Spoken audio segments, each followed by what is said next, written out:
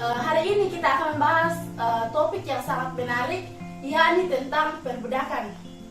Nah, sebagaimana yang kita tahu bahwa perbudakan itu telah ada sejak dahulu kala. Lalu, bagaimana dengan konteks kita yang sekarang? Apakah perbudakan itu masih ada? Nah, untuk mengetahui lebih lanjut, saat ini telah hadir kedua narasumber kita. Yang pertama yaitu Saudara Yora Detumang, yang akrab disapa dengan Yora. Halo Yora. Halo Sumi. Dan narasumber kita yang kedua yaitu Saudara Sandiara Ketandung, yang akrab disapa dengan Iya. Halo Iya. Hai. Saudara Yora dan Iya, apakah sudah siap? Siap dong. Wah, luar biasa ya. Sebelum itu kita perkenalan dulu dari seluruh personil kelompok 4 ya. They say, hold on to the ones you love, keep them close to you. They say, hold on to this time we have, and let the light shine through.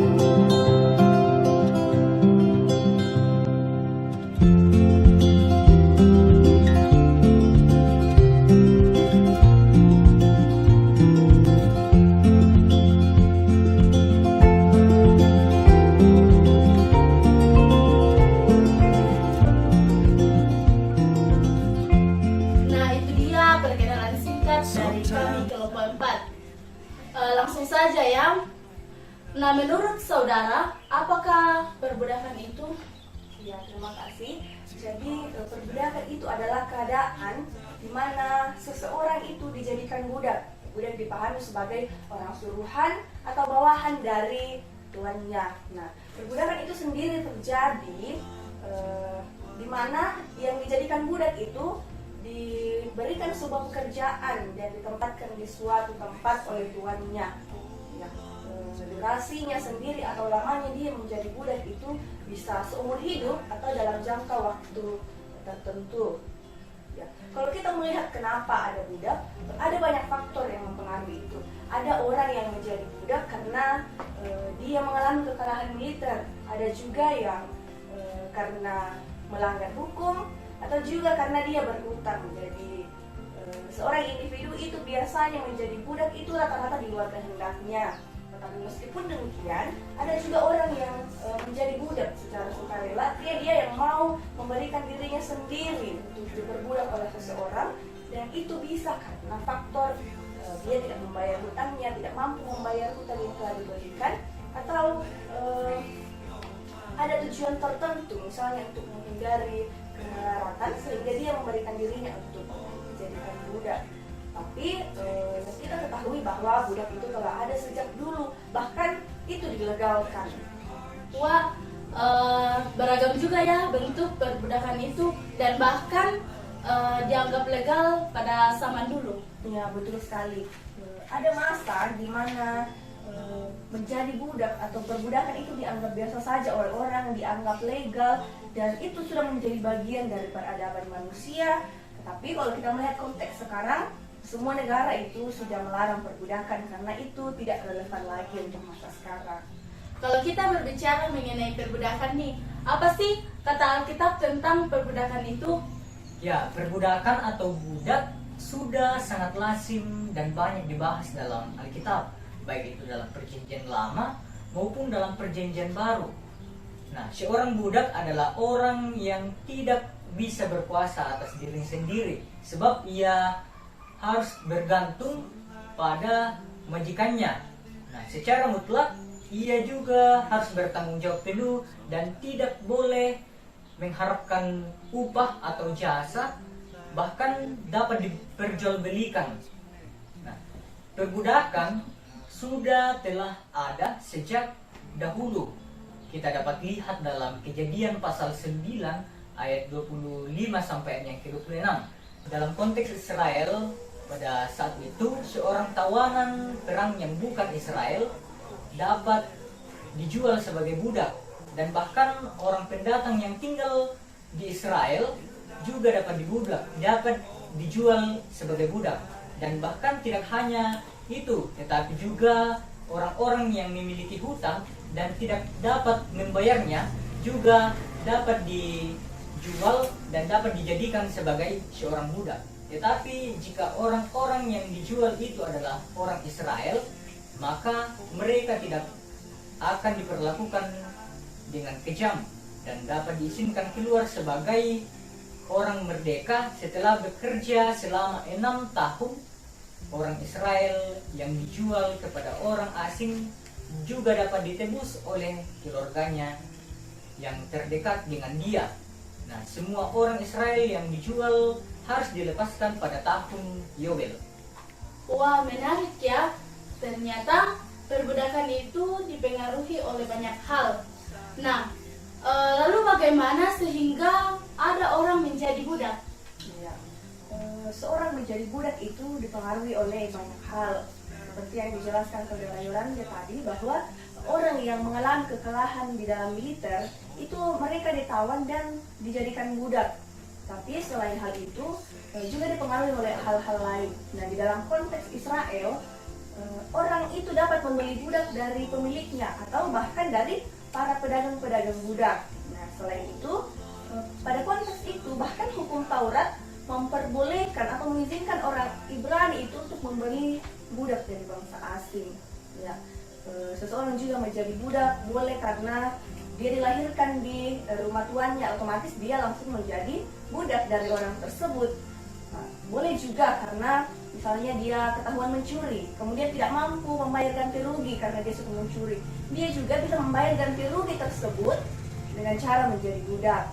Nah, selain itu, orang yang tidak mampu membayar hutang bisa dijadikan budak atau bahkan dia bisa menjual anaknya sendiri untuk menjadi budak dan bekerja dalam jangka waktu tertentu pada orang yang memberikan hutang kepadanya. Tetapi selain dari konteks tersebut, ternyata perbudakan juga bisa terjadi karena penculikan. Kadang-kadang seseorang menculik seseorang lalu memberikan kepada orang lain itu untuk dijadikan budak. Nah, ini juga bisa kita lihat di dalam kisah Yusuf dan saudara-saudaranya, di mana Yusuf diculik dan dijual ke Mesir dan dijadikan budak di sana. Wah, rupanya seperti itu ya. Nah, kalau dalam konteks kita perjanjian baru, menurut saudari Iya, apakah ada juga yang membahas tentang perbudakan itu? Atau mungkin ada tokoh-tokoh yang membahas secara khusus tentang perbudakan itu? Ya, kalau kita berbicara mengenai konteks perjanjian baru, tokoh yang menyoroti perbudakan itu antara lain Yesus dan Paulus. Ya, bahkan Yesus sendiri mengatakan dia memberikan teladan tentang hamba yang sukarela, di mana dia mau merendahkan dirinya dan datang sebagai manusia, bahkan dia mau mati untuk menebus dosa manusia. Nah, bahkan dalam kisah perjalanan kehidupan Yesus, dia memberikan teladan yang sungguh luar biasa, yaitu ketika dia membasuh kaki para murid-muridnya. Di mana kita ketahui bahwa itu adalah tindakan yang biasanya hanya dilakukan oleh para budak atau hamba. Jadi tidak sembarang orang yang boleh melakukan itu. Ya, Yesus sendiri memberikan sebuah pengajaran, yakni bahwa pelayanan yang sejati itu di dalam Kristen itu kedudukan yang sebenarnya lebih rendah dari seorang hamba. Jadi itu teladan luar biasa yang diberikan Yesus bagi kita orang Kristen. Sungguh luar biasa ya teladan yang diberikan oleh Yesus. Lalu bagaimana dengan Paulus? Bagaimana pendapat Paulus tentang perbudakan itu? Ya, ketika kita melihat dari perspektif Paulus, Paulus sendiri berbicara mengenai budak dalam beberapa suratnya. Di antaranya dalam surat yang dikirim kepada jemaat di Korintus dan juga surat kepada Filemon. Dalam suratnya yang pertama kepada jemaat di Korintus, Paulus berbicara mengenai budak atau hamba. Tetapi dalam konteks ini, Paulus ingin menegaskan bahwa hamba atau budak yang dimaksudkan ini adalah menjadi hamba Allah, bukan menjadi hamba atau budak dari manusia itu sendiri. Sebab sebagai orang yang percaya kepada Kristus, Paulus mengajarkan bahwa kita telah dibeli dan harganya telah lunas dibayar melalui pengorbanan Yesus Kristus sendiri. Paulus juga ingin mengatakan bahwa tujuan menjadi seorang budak bukan lagi seperti budak untuk melayani manusia, tetapi lebih mengarah kepada pelayanan kepada Allah yang Maha Kuasa dan Maha Tinggi itu sendiri. Nah, perbudakan dalam perspektif Paulus dikatakan sebagai salah satu ciri masyarakat yang tidak lagi mempunyai makna. Kita dapat lihat dalam 1 Korintus 2 ayat 22 dan Galatia 3 ayat 28. Nah, dari hal ini kemudian melahirkan sebuah keinginan untuk mencari kebebasan, dan bahkan mungkin ada orang yang mendorong untuk memperjuangkannya. Terdapat dalam 1 Timotius 6 ayat 1 sampai ayat yang kedua. Tetapi perlu kita ketahui bahwa ada hal penting dan menarik dari Paulus ini sendiri. Paulus justru tidak menentang akan adanya pembebasan. Paulus ingin menghindarkan jemaat dari kecaman, dan juga Paulus ingin memberikan penekanan kepada jemaat bahwa seorang budak tidak lagi tunduk kepada manusia, tetapi justru seorang budak yang dimaksudkan Paulus dalam hal ini ialah harus menyenangkan hati Tuhan melalui pelayanan mereka kepada Allah, yaitu Yesus Kristus sendiri.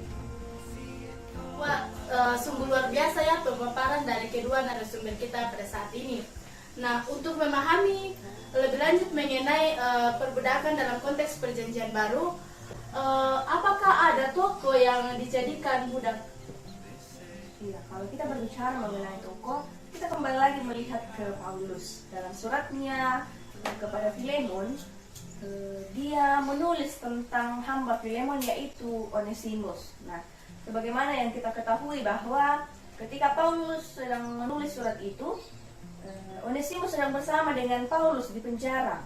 Nah, mengenai mengapa Onesimus ada di situ saat itu, ada beberapa pendapat. Ada yang mengatakan bahwa dia telah melarikan diri. Tapi Durkheim dalam bukunya di tafsir PB, dia mengatakan bahwa Onesimus itu melarikan diri karena dia berbuat sesuatu yang tidak pantas. Ya, kemudian ia pergi kepada Paulus dan ia meminta bantuan juga nasihat mengenai apa yang ia alami. Nah, kemudian ya, setelah Onesimus ini datang kepada Paulus untuk meminta nasihat dan bantuan, kemudian dalam suratnya kepada Filemon, Paulus berbicara mengenai Onesimus secara khusus agar Filemon menerima kembali Onesimus yang sudah melarikan diri itu. Tetapi yang menarik di sini bahwa Paulus meminta supaya Filemon menerima Onesimus bukan lagi sebagai budak, tapi dia diminta untuk menerima Onesimus sebagai kawan sekerja Allah dan juga sebagai saudara di dalam Tuhan. Bahkan utang-utang Onesimus itu kemudian Paulus meminta supaya itu ditagihkan kepada Paulus, supaya Filemon itu tidak lagi menagih kepada Onesimus tetapi kepada Paulus. Sebab yang Paulus mau adalah supaya Filemon itu menganggap Onesimus sebagai saudara di dalam Tuhan. Dan Paulus juga mengatakan bahwa ia lebih menyukai apabila Onesimus itu tinggal dan melayani bersama dengan Paulus. Tetapi mengenai permintaan tersebut, Paulus menggunakan relasinya dengan Filemon sebagai dasar untuk memberikan permintaan itu. Ya, Paulus meminta supaya Filemon mau menerima dia sebagai manusia. Nah, ini sungguh sangat menarik. Sebagai sesama orang Kristen dan di dalam Tuhan, dia dianggap sebagai rekan sekerja untuk menyebarkan Injil. Paulus meminta kembali kepada Filemon supaya Onesimus itu diterima sebagai sama seperti dia ketika dia menerima Paulus, dia disambut dengan hangat. Ya, seperti itu ya, saudara Yora. Ya, betul sekali yang dikatakan oleh saudara Iya. Nah, tetapi terlebih dahulu kita perlu mengetahui bahwa siapa dan bagaimana Onesimus sebelumnya, yang sekarang ia dijadikan anak Paulus, dan juga selain itu Paulus menggambarkannya sebagai buah hati. Nah, Onesimus sudah menjadi orang yang dikasihi oleh Paulus. Ia disayangi oleh Paulus, dikasihi oleh Paulus sendiri. Nah, istilah anak yang digunakan oleh Paulus bagi Onesimus juga digunakan untuk menyapa orang Kristen pada umumnya, termasuk kepada Timotius. Penggunaan istilah dalam keluarganya yang digunakan oleh Paulus ini menunjukkan relasi yang timbal balik yang sudah ada dalam komunitas saat itu. Dan hal yang berbeda dengan konsep Tuhan. Ini berbeda. Penggunaan istilah dalam keluarga yang digunakan Paulus ini menunjukkan sebuah relasi timbal balik yang sudah ada dalam komunitas Kristen pada saat itu. Nah, hal ini berbeda dengan konsep tuan atau budak atau hamba yang lazim diterima oleh orang Roma pada saat itu. Paulus memilih untuk mengatasi ketegangan mengenai tuan atau hamba dengan menggabungkan budak Kristiani ke dalam relasi kekeluargaan dalam komunitas Kristiani. Dalam hal ini, Paulus menekankan dua hal. Yang pertama ialah bahwa Paulus dan Filemon bukan lagi kepala, tetapi baik Onesimus maupun Filemon, keduanya adalah anak. Kemudian yang kedua ialah relasi antara Paulus dan Onesimus lebih unggul daripada relasi antara tuan atau hamba seperti relasi Filemon dengan Onesimus pada saat itu. Wah, luar biasa sekali ya. Jadi kita memperoleh ilmu baru lagi. Nah, menurut saudari Iya, kalau kita berbicara mengenai perbudakan, kemudian dihubungkan dengan konteks kita saat ini, apakah masih ada praktik-praktik perbudakan itu? Iya. Menurut saya sendiri praktik perbudakan di dalam konteks masa kini itu sebenarnya masih ada, tetapi agaknya tidak nampak seperti itu. Sebab ini bukan lagi seperti perbudakan zaman dahulu di mana seseorang secara sepenuhnya itu berada di bawah kendali tuannya dalam segala hal seperti itu. Ya, yang ada di konteks kita sekarang itu perbudakan modern atau modern slavery begitu, di mana seseorang itu diperlakukan oleh orang lain seakan-akan dia itu milik properti orang tersebut, sehingga kemerdekaan orang itu dirampas, dia tidak bebas melakukan apapun, dan dia dieksploitasi demi kepentingan orang yang memperbudaknya itu ya. Jadi boleh dikatakan bahwa perbudakan yang ada sekarang itu perbudakan yang tidak nampak dilakukan secara halus, tetapi memiliki dampak yang luar biasa, dampak yang sangat parah bagi orang tersebut. Sebab orang ini bisa saja dijadikan sebagai barang yang boleh diperlakukan, bahkan bisa dibuang begitu saja oleh orang. Kemudian keberadaan orang-orang yang diperbudak ini seolah-olah mereka itu seperti barang yang dengan bebas boleh dimanfaatkan, boleh dirusak, boleh disakiti, dan bahkan mereka boleh diperjualbelikan. Nah, tentu saja perbuatan seperti ini tidak hanya merusak orang secara fisik atau secara yang kelihatan, tetapi juga merusak orang tersebut secara mental. Akibatnya seorang yang dianggap budak tersebut tidak berkehendak atas dirinya sendiri, dan dia mengalami penindasan, bahkan kekerasan fisik dan kekerasan verbal juga, dan tentu ini menghancurkan mentalnya. Ya, dampak yang paling parah dari perbudakan ini ialah dapat menghilangkan rasa percaya diri pada seseorang. Mengenai perbudakan, ini juga disoroti oleh Ketua Komnas HAM Republik Indonesia Ahmad Taufik Damanik, di mana dia mengatakan bahwa sebenarnya perbudakan ini disebabkan oleh 3 faktor. Bisa karena faktor keterpaksaan, bisa juga karena kurangnya akses kepada posisi pekerjaan, dan juga bisa karena negara yang tidak memperhatikan hak-hak pekerja, hak-hak buruh, atau bahkan tidak memperhatikan hak-hak asasi manusia. Nah, kalau kita melihat konteks sekarang, salah satu bentuk perbudakan yang masih banyak sekali terjadi di zaman modern ini adalah pernikahan anak usia dini. Sebenarnya mereka belum bisa menikah seperti itu, tapi kadang-kadang mereka dipaksa, jadi hak mereka itu diambil. Ya, selain itu juga kasus bullying yang marak terjadi di kalangan remaja itu juga termasuk dalam perbudakan modern yang tanpa kita sadari itu juga menjadikan seorang budak, di mana kadangkala orang yang dibully disuruh dieksploitasi sehingga haknya sebagai orang merdeka itu dirampas oleh temannya. Nah ternyata kita sadar atau tidak sadar perbudakan itu masih nyata di dalam kehidupan kita hingga sampai pada saat ini. Nah bagaimana menurut saudara Yora? Bagaimana kita sebagai orang Kristen melihat perbudakan itu?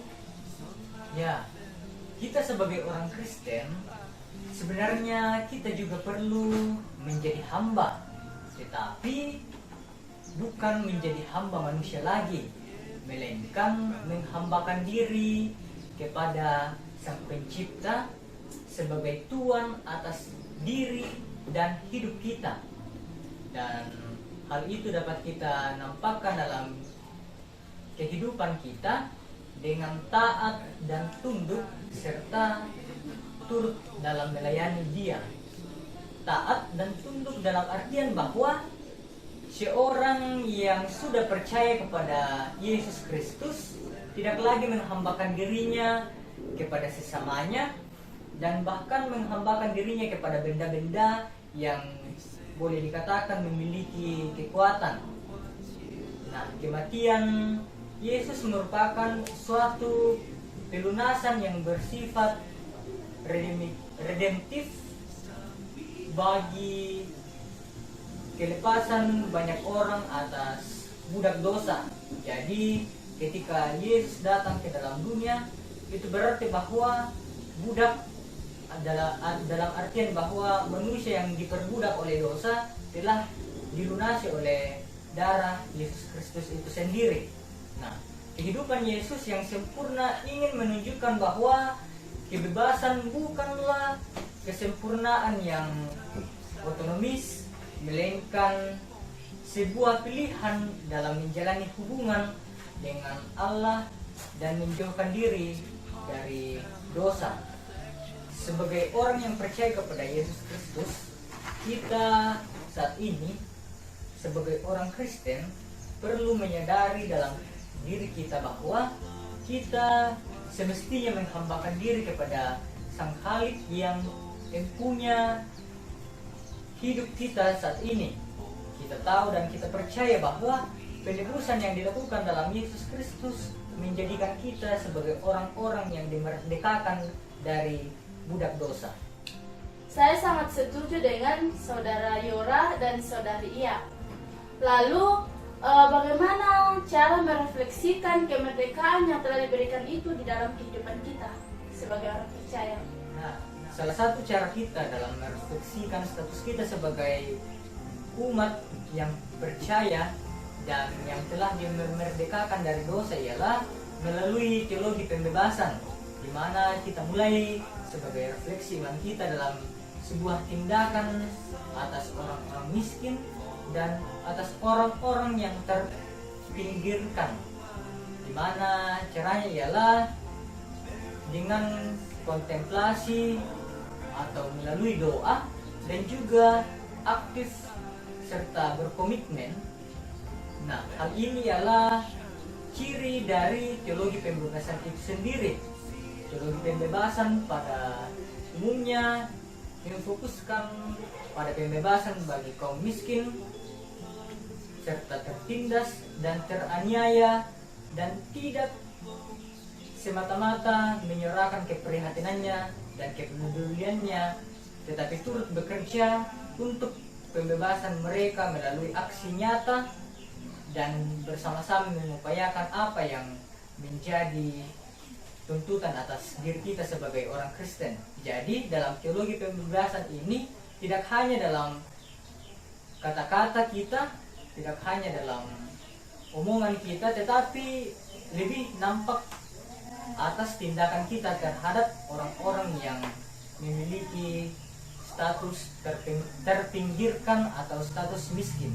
Wah, sungguh luar biasa sekali ya kepada kedua narasumber kita pada saat ini yang telah memberikan materi yang sangat menarik, yaitu tentang perbudakan. Ya, sebelum kita mengakhiri podcast kita pada hari ini, saya ingin mengatakan bahwa perbudakan itu sangat tidak relevan di dalam kehidupan kita pada saat ini. Dan tentu saja hal itu tidak sesuai dengan hak asasi manusia. Satu-satunya yang boleh kita lakukan ialah menghambakan diri kepada Allah yang telah menjadikan kita orang-orang merdeka. Demikian podcast kita pada hari ini. Diucapkan terima kasih kepada kedua narasumber kita. Demikianlah podcast kami. Kami mohon maaf jika dalam podcast kami ada kekurangan. Sampai jumpa. Shalom. Karena itu apa guys? Jangan mau diperbudak oleh apapun. Apalagi? Jadi budak cinta.